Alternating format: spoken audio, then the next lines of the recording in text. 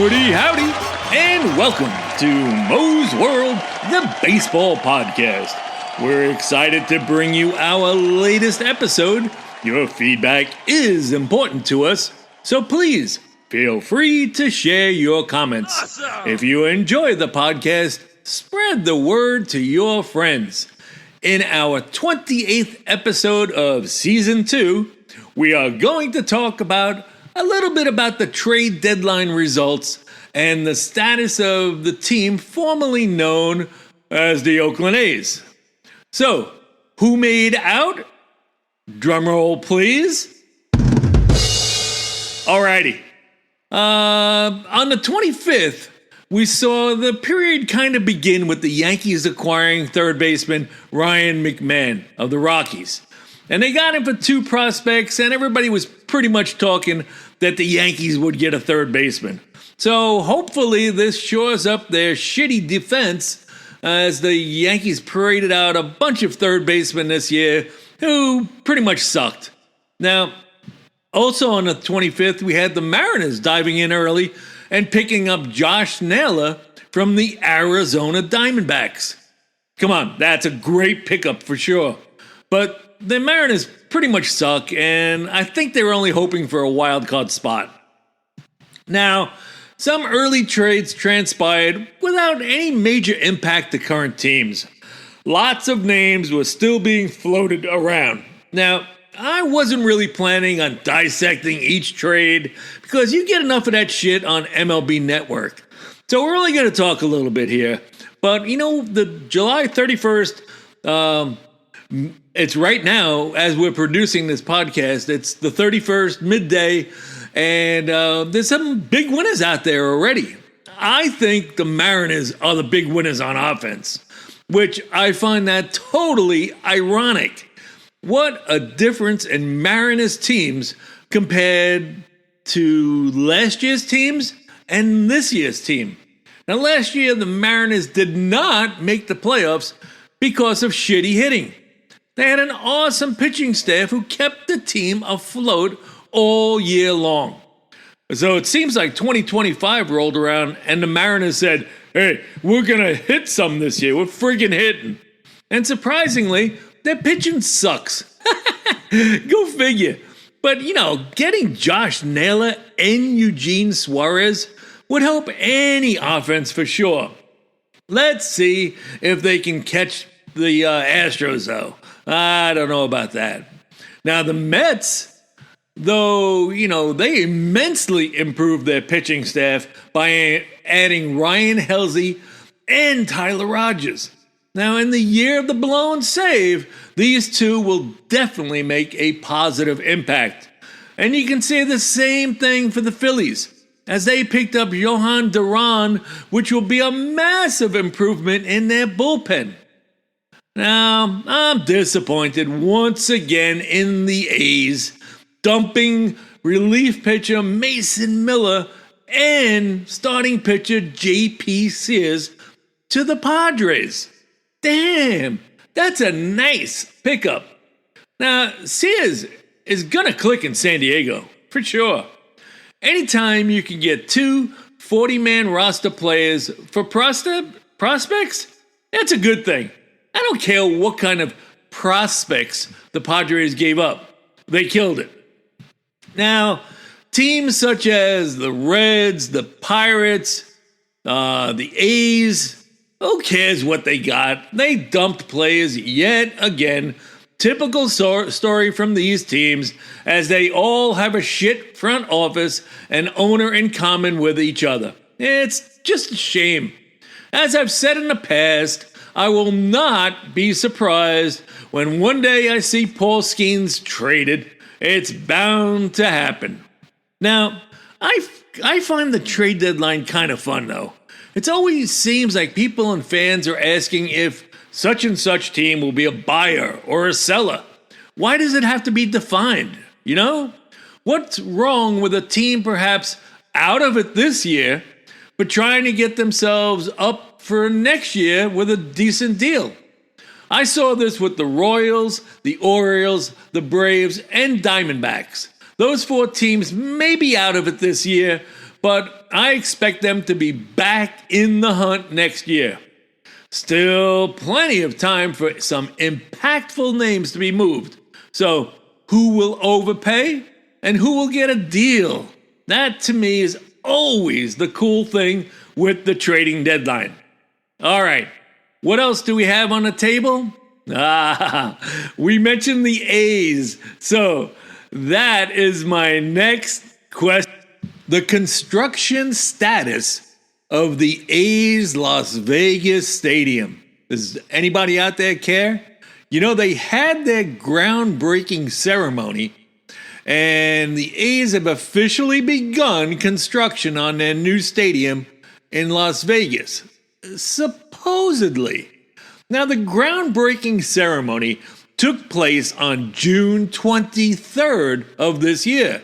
And for everyone who hasn't remembered, or maybe you didn't know, so the stadium is supposed to be on the corner of Las Vegas Boulevard and Tropicana Avenue. It's supposed to be for a 33,000-seat stadium, and the estimated construction cost still bouncing around the $1.75 billion figure. And it's planned to be complete by the 2028 season. Now, this is the Oakland A's ownership now. So, this is my reply to all of this. Is this move for real? You know, this team needs to find enough private money greater than the estimated value of the team in Oakland to build the stadium. I mean, how does a team valued at 1.2 even attempt this? You know, privately, the A's leadership, they exude nothing but confidence in saying the eventual moving of the team to Vegas is a done deal. But off the record, you know, it looks like a series of significant events that signify consistent programs toward an inevitable move there. I don't know about that. You know, moving to West Sacramento, even before Vegas, the October 2024 announcement by owner John Fisher that he would be roughly, it would be a rough estimate of $1 billion he's going to have towards a Vegas stadium. And he's going to be securing a $300 million loan from U.S. Bank as well. I don't know. There's so much more to go on in this. The Nevada legislature still hasn't approved the final structure of this. And everybody always says, how much is this going to cost? I mean, in the best of circumstances, the A's have to find in the range of $1.4 billion in private financing, as I said, for a team valued at only 1.2. You know, I seriously doubt that this is going to happen. You know, this team has previously said it needs to break ground this spring to stay on schedule to play ball in 2028. Well, August is days away, and the grounds of the stadium are untouched. Can you say scam? You know, if this Las Vegas move is truly real, it's all coming together entirely in private. I mean, behind closed doors. After years of bullshit by the A's, you know, their messy divorce with Oakland dragged out, and the A's now do their business in private, off the record. There are many critics in the Bay Area and within baseball community that view their Las Vegas move with suspicion until it actually happens. So, all will be revealed when the A's show their hand. Until then, as they say, all bets are off. So as of now, the A's plan to cover $1.1 billion of the $1.5 billion stadium cost. You know, supposedly there's $380 million already approved in state taxpayer funds, and the Fishers have a $300 million loan, and they're anticipating $1.1 billion to be covered by the Fishers. You know, when will Major League Baseball recognize the scam that owner John Fisher is in the progress of doing? We're approaching August 2025. The stadium site in Vegas looks barren. There's been no construction to this date. We had a fraudulent groundbreaking ceremony in June. There's been no confirmation of where the money to fund the stadium is coming from. And then you can't help but look at the standings currently. You have to wonder, why are the A's performing as bad as they are? They have some of the top talent in the major leagues. All their rookie stars have been in the news this year. And just recently, Nick Kurtz has hit 4 home runs in a game for the first time in the A's history that's been accomplished. They are stacked as a young team. Awesome talent. But they crash and burn at every stage. And the pitching? Well, that's their downfall. As with so many teams this year, the A's currently reside in 28 of 30 teams in team ERA. Ugh, no wonder, right?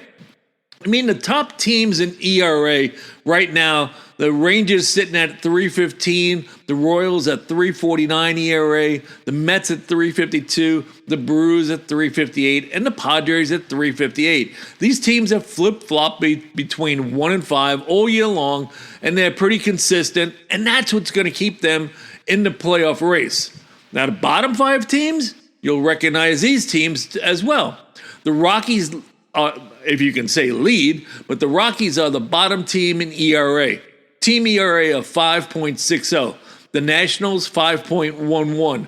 The A's sitting at 5.10. The Orioles, 4.90. And the Angels at 4.61. That's team ERA. I guess the one good thing about it is the A's starters have a team ERA of 4.93. And their relievers sit at 5.38. So they equally suck. So good for them. And yet, the thing to wonder about, if you have not looked at the stat category, well, the A's rank no worse than 8th in the league in every offensive category. Yes, you heard me correct. Every single offensive category the A's are in the lead of. Runs, they're 7th. Hits, 2nd. Doubles, 3rd. Triples, 5th. Home runs, 4th. RBI, 7th. Walks, 7th. Ks, 5th. Average, 6th. On-base percentage, they're 8th. Slugging, they're 3rd. And to top it all off, they're 4th in OPS. This team hits. Just look at the starting lineup. And it's Brent Rooker. He's 30 years old in his 5th year in the majors, and he's the veteran of the team.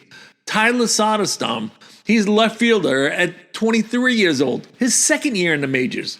Lawrence Butler, the right fielder, he's 25, his 2nd year in the majors. And Jacob Wilson, the shortstop, he's 23 years old, his 2nd year in the majors, and he's classified still as a rookie. Luis Urias, second baseman, 28 years old, the old man, right? He's got 7 years in the majors. Shea Langeliers, the catcher. He was drafted by the Atlanta Braves years ago, and this is only his 4th year in the majors. He's 27. Max Schumann, third baseman, 28 years old, 2nd in the majors. And Nick Kurtz, first baseman, DH, he's only 22 years old. His 1st year in the majors is currently going on, and he's definitely on the verge of being the rookie of the year. J.J. Bleday, center fielder, 27 years old, only his 4th year in the majors. Wow. This team to me is like the Braves when they had Albies, Acuna, Swanson, and Riley all coming up together, and this team should be more competitive if they had an ownership group who gave a shit, or even a front office with some balls. We keep hearing about the potential of the Reds and the Pirates and the Royals and even the Orioles with their young stars. But this A's team is here now. Notice how all these teams have something in common? Not young shortstops, not a big hitter, but cheap fucking owners. This is the kind of bullshit that needs to stop. I care more about the floor of these teams spending than the max. This is the major problem, as year after year, the fans of the same teams have a fantasy to stay competitive, even when they have awesome major league talent. Until something happens after 2026 and the new CBA, well, all I got to say is hang in there, fans, especially fans of the A's, Reds, Pirates, Royals, and Orioles. Oh, I didn't mention the Rockies and Marlins, well, because there's no sugarcoating it. They have no talent compared to these teams. They suck all around. Well, I think this will wrap up the podcast today. Thank you for joining us for the 28th episode of Season 2 of Mo's World, the baseball podcast. Our regular schedule for new episodes is every Friday, with each episode lasting approximately 20 minutes. We appreciate your support and encourage you to share the podcast with your friends. Our next episode will be released on Friday, August 8th, and we look forward to seeing you then. In the meantime, ask yourself, whose world is it? It's Mo's World.